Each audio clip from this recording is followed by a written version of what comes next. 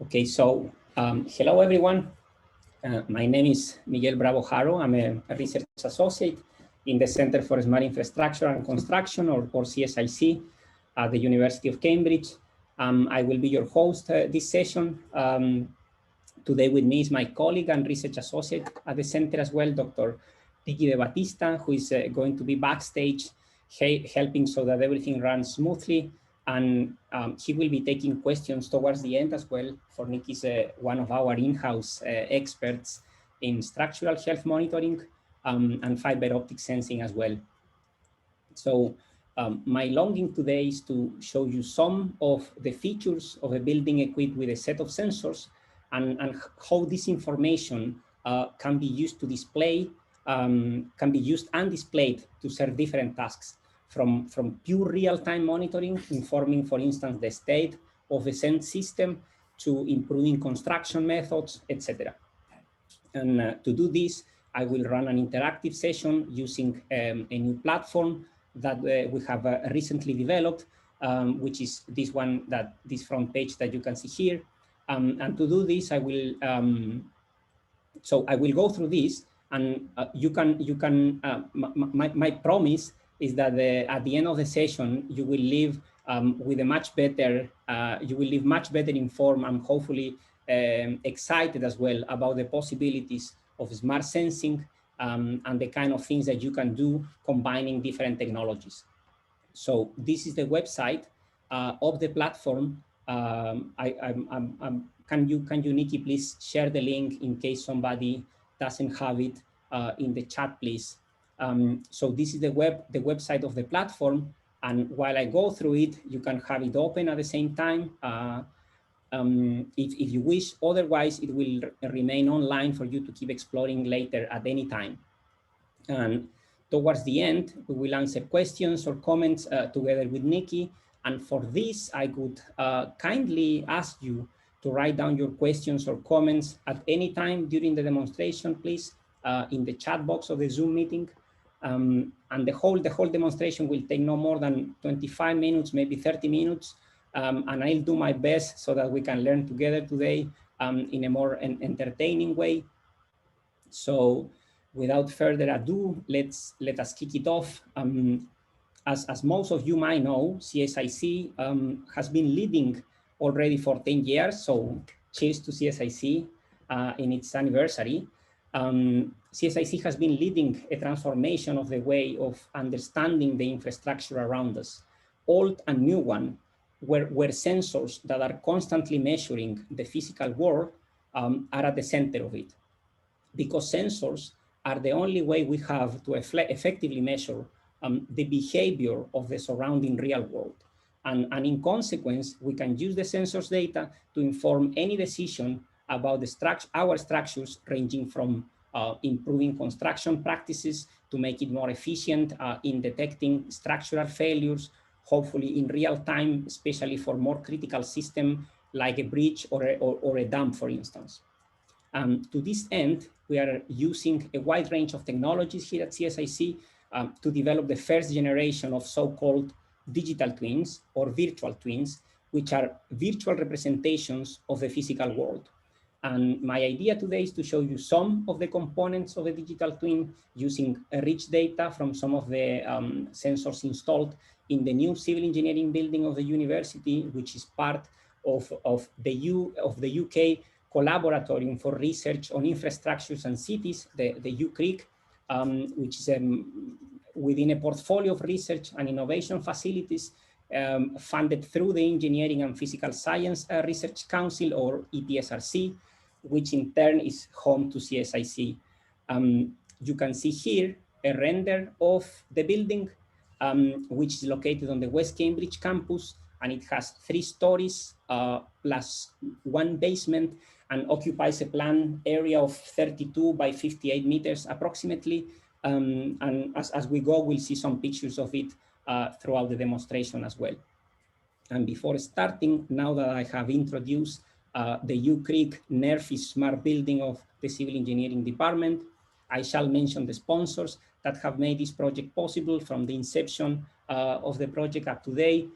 First of all, the National Research Facility for Infrastructure Sensing, NERFIS, the Industrial Strategy of UK Research and Innovation, the Centre for Digital Build Britain, CDBB, the Construction Innovation Hub, and especially to CSIC.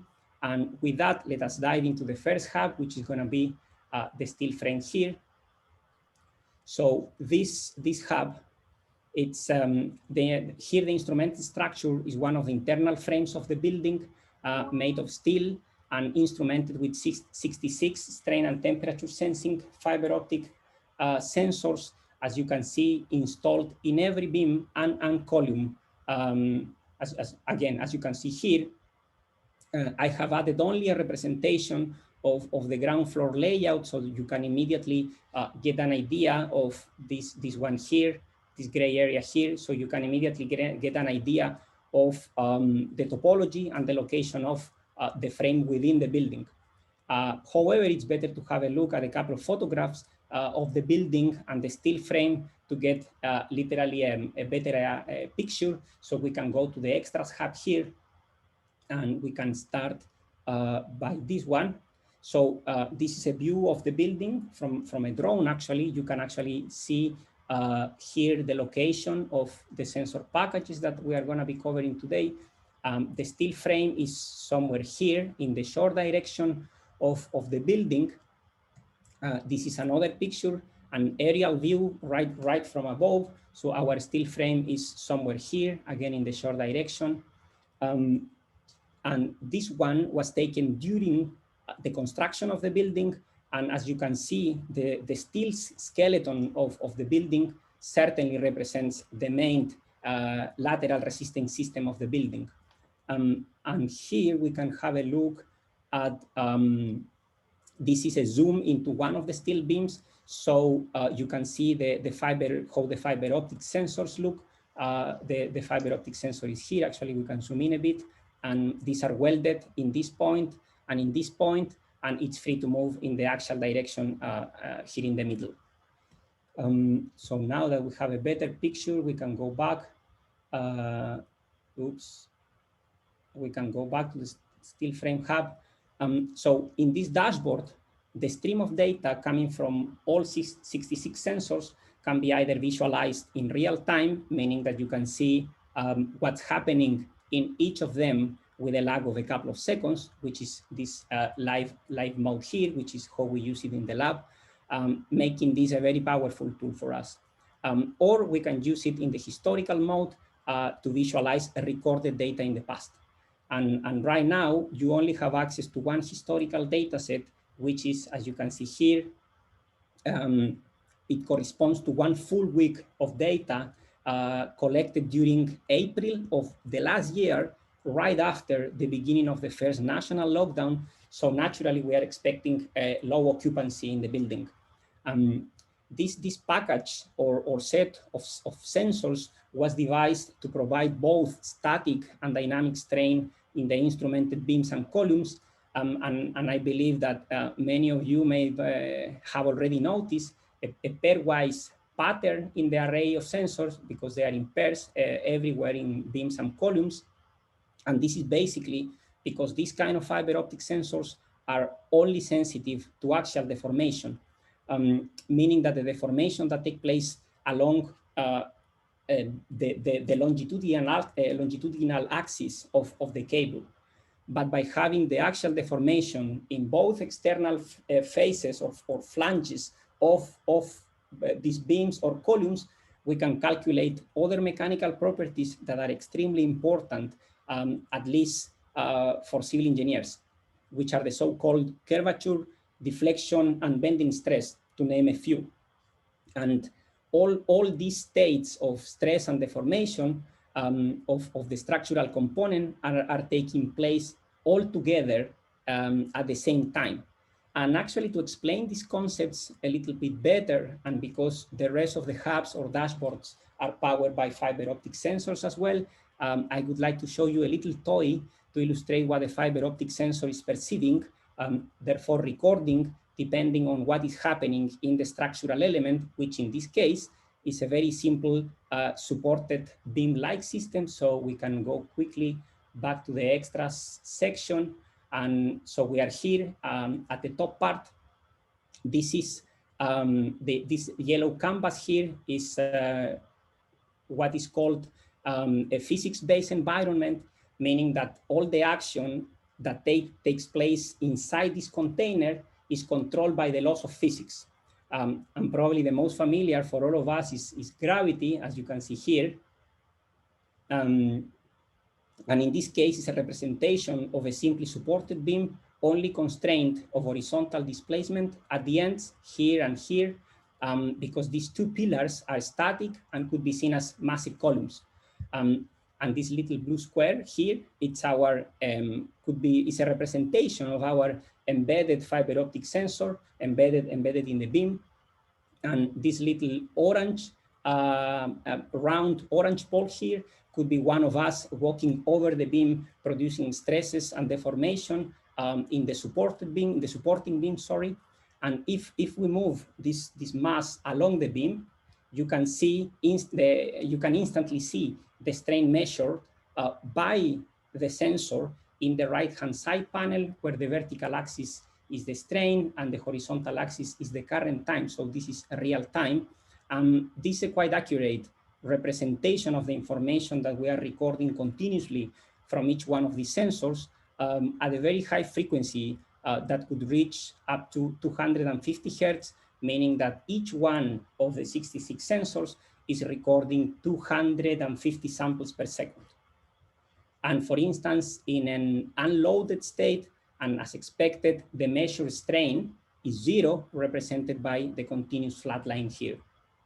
And in the loaded state, in this case produced by a vertical mass or a vertical force like this one, you can see the transient or impermanent dynamic strain, the initial impermanent vibration, and immediately a permanent level of the formation, this offset here, which is due to the weight of the mass which is staying there.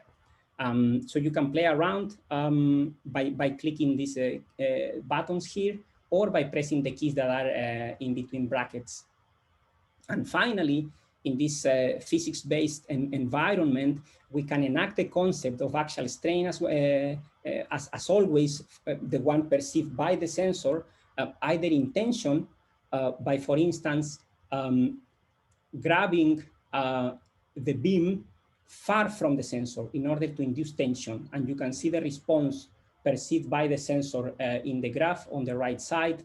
And the same if we try to compress the sensor by pushing the beam towards the sensor, which is reported as a negative value in the strain. And finally, if we pull down the beam, attempting to reproduce like some bending behavior, as we saw before, you can see this is naturally perceived by the sensor and reported as axial strain because of the linear relationship between axial strain and bending stress. And so now that you are on top of the behavior of elastic elements and fiber optics sensors, we can go back to the still frame. So we'll go back here. In this, sorry, so here we are. So as one would expect, we can fetch the data of any pair of sensors by just simply clicking on them. You can request any time series here, and what you get immediately is the relevant data or the most useful response parameters that we would like to keep an eye on. In this case, the total strain, the temperature, and the curvature, which is a proxy for the bending state, and it's simply calculated as the difference between both sensor strains in the flanges divided by the depth of the element or by the width of the column. And this one is already quite interesting because it's a process data, it's not a directly observed data. And now what if we have a closer look into some real data? For instance, we can focus our attention in this column, this pair of sensors here. The first, we are looking at these plots. So here the first apparent observation is the similarity in the axial strain recorded by the pair of sensors, both negative values, telling us something that we just learned, that this column is under compression, which is expected. The second observation is the fact that the shape of the axial strain and the shape, this one here, and the shape of the temperature are pretty similar during the entire week. And what this is telling us is that during this week of April, when the building was mostly empty due to the national lockdown, the behavior of the steel frame was heavily controlled, dominated by the changes of temperature, which are in general controlled by day and night cycle. And this can be confirmed by the period of the time series. Basically, if we take the difference from peak to peak, this is actually 24 hours. And again, because of the similarities in terms of magnitude between both pairs of sensors, in consequence, we have almost no rotation here, therefore no bending stresses. Therefore, we are happy because we don't want to see bending in columns. And finally, to have an idea of what we would see if we were operating this on live mode, basically how we have it in the laboratory all the time, we can click here in the start to see something kind of real time. So you can see that you have access to the instant dynamic stress diagram across time and information of the state of each sensor in this panel here, and local and global information about the structural health or integrity of the entire system. So now I invite you all to move forward to the next hub so we can go back to the front page. And I would like to dedicate more time in the Boreholes hub, so we can just click here. This is the second hub I wanted to spend more time on, is the instrumented boreholes of the ground source heat pump system of the building. A system like this harnesses natural heat from the underground, taking advantage of the ambient heat of the ground by pumping water through the soil in soft pipes. So when the water with higher temperature is back on the surface, this temperature is extracted by a heat exchanger, and this heat is used to provide either heating or hot water to the building. So these kind of systems still need some electricity to run, because you need to run the pump, but the idea is that they use less electrical energy than the heat they produce in terms of total energy balance. During the drilling of the boreholes and installation of the pipes, a distributed fiber optic temperature system was installed along the pipes in two boreholes for the ground source heat pump system, and a third control borehole to measure the temperature directly in the soil. You can see that in the array of boreholes here in the layout, where the soil borehole is in the middle, in between the ground source heat pump ones. And these are practically right underneath the civil engineering building. Each borehole is approximately 160 meters deep, and we are controlling the temperature in the three of them every 2 meters, resulting in 80 recordings per borehole every 2 minutes, which is our current sampling frequency of the entire system. In total, in this array, there is more than 1 kilometer of fiber optic cable, for the cable needs to go all the way down and then come out again to close the loop. And actually some photographs might help to complete this picture, so we can go back to the extra section here, and we can have a look to this one, which is the drilling machine. Here you can see almighty drilling machine and the fiber optic cable roller. And actually we can zoom in. This is the entry point of one of the boreholes. You can see the soft pipes for the water, and the fiber optic cables is these red cables here, which are attached to the soft pipes on the outer face. And besides acknowledging that this is a nasty job because of all this mud, there is something else interesting in this picture. The fact that the borehole is quite skinny. It's a small borehole, because this diameter is only 15 centimeters. So we can go back to the hub.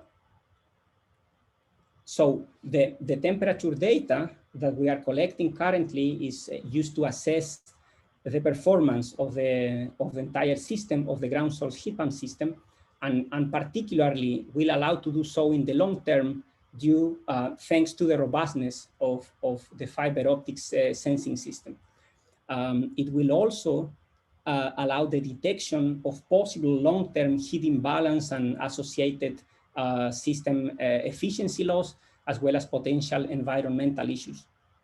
The distributed data can be used as well to calibrate heat transfer model and estimate thermal properties of individual geological strata or soil layers. As you can see here, you can have you have the soil profile of the top 160 meters of soil, and these kind of models as well, these kind of numerical models or numerical simulations can be used to investigate the ground and closed loop thermal response, as well as the interaction between the boreholes. At the moment, we are monitoring the behavior of the system in terms of average temperature. I say average because remember that the fiber optic cables goes down and then up back again. So every 2 meters, we have 2 samples because there are 2 cables. And here we are only showing, I'm only showing you the average value along the boreholes.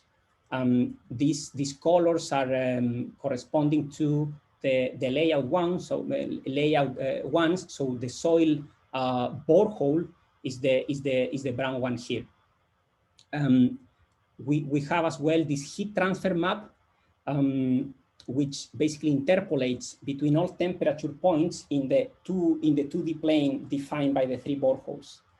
And we have as well a time series of temperatures at any depth defined by the end user. So by you in this case, and this can be changed here. In this case, right now we are looking at 140 meters, but we can go somewhere shallower, let's say 20 meters, and you can update this by clicking the historical button.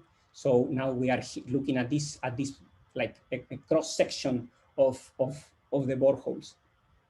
And actually, once you have set the depth that you want to inspect, you can move the slider, this slider here, back and forth in time, in this case, during the whole month of April, to explore the temperatures profiles, and of course, the heat transfer map as well, again, at any user-defined time. We usually use this monitoring dashboard live in the laboratory. So basically, we receive a new batch of data every 2 minutes, and everything gets automatically updated. And we could have a closer look at some real data. Let's go to the most recent one, and let's go maybe deeper in the soil. Let's say 150 meters. So you can see here is clearer. It's more clear to see. You can see the difference, the differential between temperatures between the soil and the pumped water circulating through the ground source heat pump system. This can be seen as well here by the differential between the temperatures, and of course here in the heat map, because you have sharper gradient of temperatures only in the I mean, it's clearly most of the heat transfer is taking place in this part, which is the deeper half of the soil. So you can keep playing around with this. This is actually a very rich data set because I don't know if I've mentioned it, but it corresponds to the entire month of April this year. So just a couple of months ago, it's quite a rich data set, for it has more than 1 million samples of temperature, because remember, these are taken every 2 minutes. So there is a lot of data to play around here. So that was with a tour around the instrumented ground source heat pump system. Let's go back to the central hub. And so we have 2 more hubs here, both based on fiber optic sensing. The first is installed in the ground level of the building in a strong floor, this one here. in the laboratory of structures, as you can see here. And we have another hub, which is the basement raft of the building is the basement raft in the basement of the building, which is actually the supporting structural system of the strong floor. So they are kind of linked, but I'm not going through this today. We don't have the time. Instead, I would like to invite you all to explore by yourself, to play around this if you are curious. Here you have all the information to learn more and to do so. So here at the end, I would like to start, just to wrap this up, we can go back for the last time to the extra section. And we scroll down beyond the pictures. So here there is a section where with more information, here you have more information first about all the steps involved in the design and construction of a digital twin. And I just want to mention one key important step that we did not cover today at all, which is, I mean, we didn't cover it today to keep it short and maybe simpler as well, but this step here, which is where we can combine the recorded data as the one seen today with numerical approaches like finite element models or statistical analysis in order to enhance our understanding of the asset. Actually, among many other possibilities, that would be enough material for a couple of complete separate demonstrations, which are planned to be run soon. Hopefully building up upon this very same platform. So please stay tuned. And here at the very end, we have some videos from previous talks by CSIC members to dive deeper into the challenges of smart infrastructures and digital twins. And here there is a link to the YouTube channel of CSIC for more engaging and inspiring material. And with that, I finish my part. Over to you, Nicky, for a brief round of Q&A. And just to finish, wholeheartedly wishing that on Sunday it's finally coming home. Thanks, Miguel, and thanks for ending with possibly a controversial wish. We'd like to open up to any questions you might have. The objective now is to give you some time to play around with the dashboard that Miguel has been showing. There's the link in the chat that Didi posted earlier. And at the same time, we'd like to take any questions. You can either write in the chat that you've got a question. If you're happy to say it out live, then you can turn on the camera and microphone, or if you prefer, you can type the question in the chat. While people ponder on what questions they'd like to ask, Mig, perhaps it's an interesting factor in the last part that he showed of the GSHP, the ground source heat pump boreholes. The time history shows that the boreholes, the temperature measured in the GSHP boreholes is wavy, while the temperature of the ground, the borehole that doesn't have the GSHP pipes going through it, is quite stable. Would you like to show that and explain what's happening there? Yeah, that is essentially what we want to measure. Yeah, I'm sharing it again. It's let me go there. Can you see the screen, Nicky? Yes. Yeah. So here. Correct. Yes, that one. Yeah. So I mean, first of all, this is the core of how these kind of systems work. So basically, the temperature deep down there, this is at 140 meters. So basically, we are at this cross section in the soil is always very stable. And I could say that the one in the running in the ground source heat pump system probably varies based on the amount of water that is being pumped and so on, based probably in some kind of feedback loop that the system might have based on the needs of the building. But yeah, you could average this wavy behavior here. The key part here is the differential temperature between the soil, which remains constant, luckily for us, and the one taking place in the water. So essentially, the ground source heat pump system of the building is not on all the time. It's only on when it needs to heat the building. And yes, you can see in the time history over there that each of those sections is a week, and you can see seven troughs per week, which means that the system is, when the system is on, it's drawing heat from the ground, and when it's off, the heat is restabilizing, and that's what gives rise to that wavy pattern. You've got set one wave per day when the system comes on and then off again. That's right. Yeah.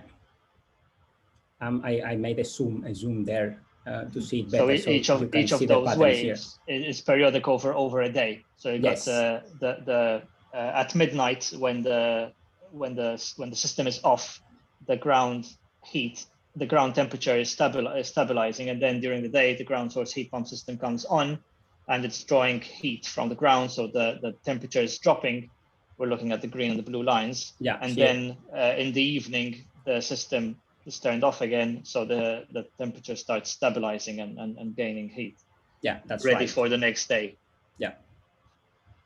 It's a very efficient way of heating buildings, and there's a big drive towards ground source heat pumps nowadays, because whereas the best boiler systems, the gas-based boiler systems, give you about 0.9 watts of energy from every 1 watt that you use of electricity or gas, ground source heat pumps give you about 3 or 4 watts of energy for every 1 watt of electricity that you use. So they're around 4 times more efficient than traditional boiler-based systems.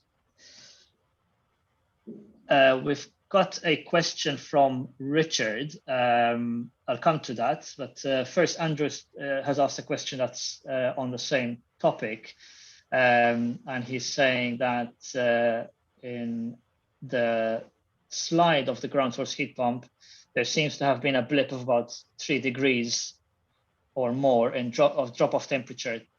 Sorry, from -3 to around 12 degrees. A blip around April 13 to 14th. Yeah, at this point he's talking here about that big spike over there. Yeah. And Andrew's asking what caused that spike. I could be linked to believe that this might be some malfunctioning of the system. Yeah, it's probably some data being dropped in the recording. It is unlikely to be real data. Yeah, I mean, for several reasons. You expect the soil to, I mean, it's unlikely to have this drop of temperature in the soil.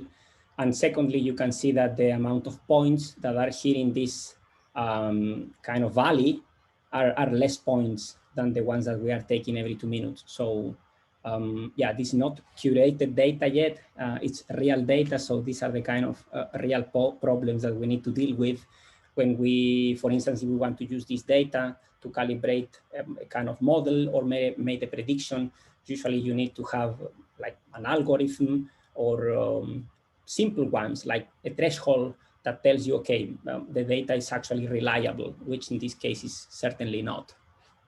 So we could have eventually an automated system to delete outliers that are clearly coming from the system, the measurement system malfunctioning temporarily. So back to Richard's question, who's asking whether we still use distributed fiber optic monitoring for stress measurements. I could answer that. Yes, Richard, indeed, we still are. And in this building, in all the 4 packages that Miguel shows, there's a combination of both distributed fiber optic sensors and fiber Bragg rating sensors. So the strong floor and the raft they both have arrays of distributed fiber optic sensor cables measuring strain and temperature. It's strain, to be precise, it's strain that we measure.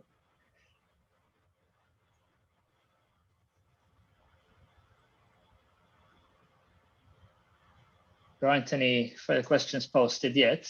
Right, No, so Richard asked the follow-up question, how have they performed in terms of reliability? I can say that they're all fully functional. All the sensors are fully functional. And as a side note, nowadays, fiber optic sensors, both the FBG type and the distributed type, they're highly reliable because we've got an array of fiber optic cable types to choose from. And that gives us the possibility of using more robust cables when we know that the installation environment is quite difficult. For example, the strain measurement cables that we're using in the basement and the strong floor have steel armoring, which makes them very tough and resilient to construction handling environments. Which analyzer do we use for the distributed fiber optic sensors, I suppose you're asking? Well, we've got a number of analyzers, both working on the BTDR mode and BTDA mode. In this particular case, we've taken measurements with one of our BTDR analyzers manufactured by Nubrex, but we have a number of different analyzers which we use. The distributed measurements of this building, it's not a permanent system, so it's not being monitored continuously. Whereas the FBG system that Miguel was showing for the frames and the ground source heat pump system, those are being monitored continuously. So Harris is asking if you could, Miguel, describe briefly how the graphical user interface was created. And he likes your work. Thanks, Harris. It's well, it's a combination of several tools, all of them open source.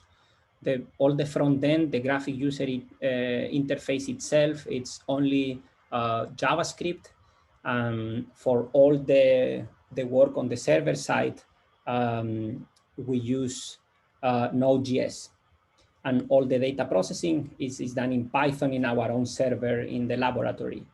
And actually soon we'll be releasing an open document that describes all the software architecture in detail. So anyone can replicate this kind of stuff. It's agnostic with respect to the sensor. So it could be accelerometers or something else, any kind of sensors. And all the cool part is that all these tools are oriented to be working real time. Richard's asking, how long does it take to analyze the BTDR data? I can answer that one as well, because nowadays we analyze BTDR data in real time. So we have real-time monitoring systems that can display a set of monitoring data acquired from distributed fiber optic sensors within a few seconds of the measurement being taken.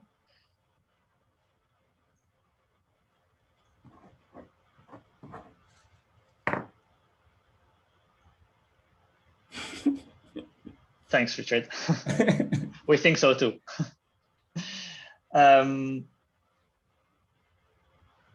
While we wait for some more questions, Mig, I saw that in the panel of the frames, you have something called utilization, which you estimate, I suppose, from the size of the elements and how much stress or strain they have at the moment. Would you like to say a bit more about that? Because one of the objectives of this particular monitoring system was to feed back into the design of this building, because there are other buildings planned very similar to this one next to this particular building. And the idea is for this monitoring data to be able to be fed back into the design of those future buildings. Yes, so this is one of the very, very simple kind of proxies that give you an idea super quickly about the level of demand in terms of material and stress imposed in the structural element. In this case, it's very simple. It's just the ratio between the capacity between the demand in terms of load and the capacity of your system, which is defined by the material and by the geometry of the element. And as you can see, because this is the data set during the low occupancy of the building, most of the utilization factor are very, very small. Therefore, fully linear behavior of all the elements. So yeah, but you need to, I mean, if you want to make a more interesting assessment, it would be good to have a look at more realistic data, like when building is full and people are moving around, or actually there are dynamic tests that are planning to happen in the future to basically calculate some dynamic properties of the building. Those are going to be, I would say, more informative about the what you were mentioning, that this building wants to be kind of the exemplary one to reproduce this in a kind of a modular way, other buildings that hopefully could be more efficient in terms of especially material. But so far, I could say utilization factors that we've seen so far are usually very, very low. Yeah, I think it's also fair to say that even when the building is occupied, we expect the utilization factors of these structural elements to be very low percentages, particularly because I suspect that the design of these elements is governed more by serviceability in terms of limiting deflection rather than by the structural capacity of the members themselves.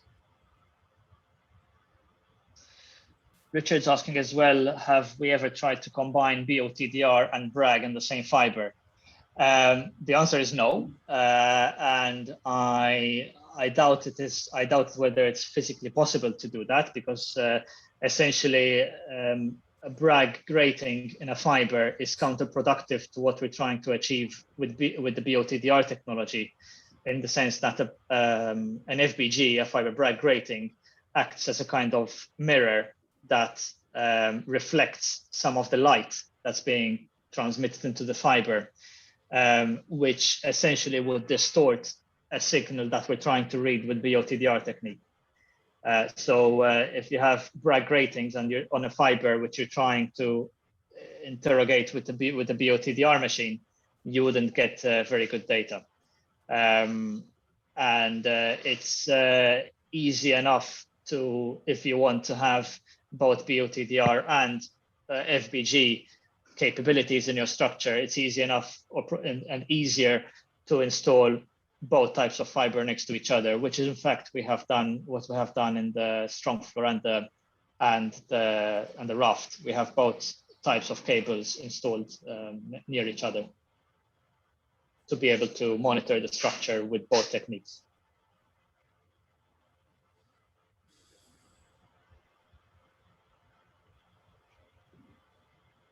Yeah, Rich, just trying to save money. Well, it doesn't save that much money, because the cost of the instrumentation is, in terms of FBG, it's creating the Bragg gratings, and in terms of the BTDR, it's the measurement device, the analyzer. So skimping on a cable is not going to save much money in a combined system.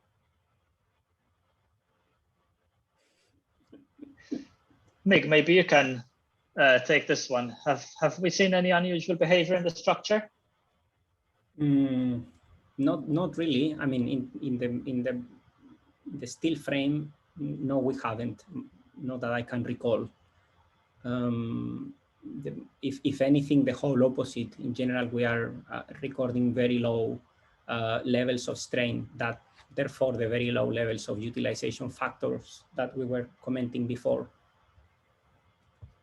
Yeah, I mean, it's not unusual behavior, it's expected behavior, but perhaps something interesting that we observed in the very beginning of the instrumentation, we happened to have installed the FBG sensors on this frame just before, if you recall, the big storm called the Beast from the East a few years ago. And at the time, the building was still open, like the photo that Miguel showed, just the bare frame. And we had just installed the sensors, and we were taking some baseline measurements at the time over a couple of weeks. And it was very interesting to see how the frame, which was practically unloaded except for some floor slabs on it, was reacting to the changes in temperature.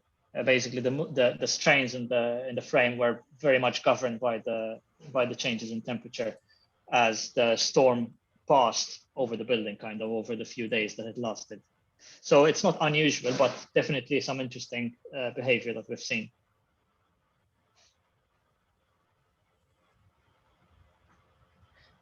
Would anyone like to ask any live questions?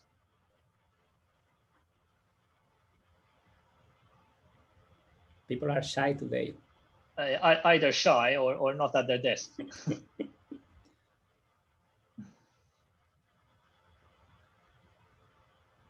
So Manu's posted a question. Manu's wondering whether the locations of the sensors were done through analysis or expert knowledge. Perhaps I can take that one because I was the one who designed the systems. It wasn't done through analysis. It was done through engineering judgment. Basically, if we take the frame, for example, the sensors, the FBG sensor pairs, are all installed at the 1/3 span of the beams, or at the 2/3 height of the columns. And the reason for doing that, yeah, you can see the zoomed in there. It's not quite to scale, perhaps, but the sensors are not in the middle. They're at the 1/3 or 2/3 span or height. The reason for doing that is that by putting the sensor at the 1/3 span instead of the mid span, we are able to capture the dynamic performance of the element better.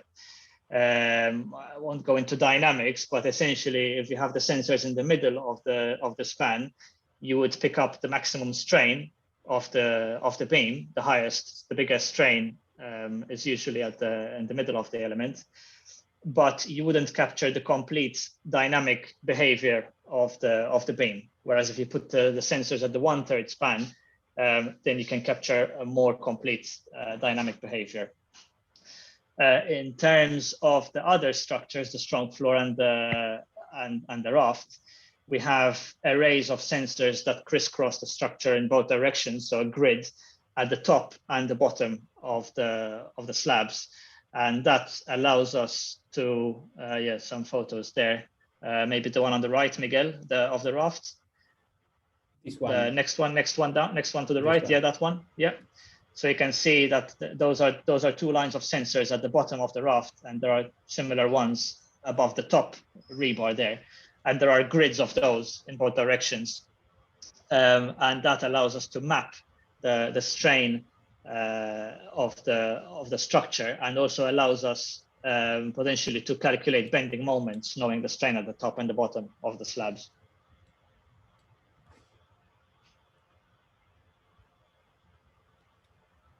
Thanks, Manu.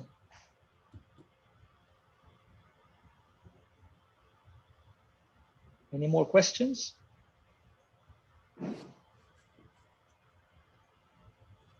I don't know if I've missed anyone raising their virtual hand. I don't think so, but I wasn't watching that closely. So if you do have a question that I haven't addressed it, please post in the chat. That's where I can see it for sure.